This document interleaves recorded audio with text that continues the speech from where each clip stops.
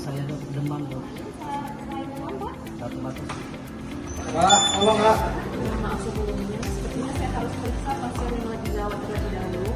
Izinkan saya periksa ya, Pak. Ya, Dok, silakan. Pak, saya dengan dokter kita ya Pak. Bapak ada keluhan apa Pak? Saat saya, kemungkinan Bapak terkena batu di saluran kencing. Dan kita akan melakukan pemeriksaan lanjutan dan Bapak harus dirawat langsung. Bapak nggak perlu memikirkan biaya untuk saat ini. Sebelumnya Bapak memiliki BPJS. Adalah Ya, BPJS merupakan salah satu solusi untuk semua pasien saat ini. Karena BPJS memiliki program untuk terus membantu pasien dalam mengobati dan juga tidak ya Bapak.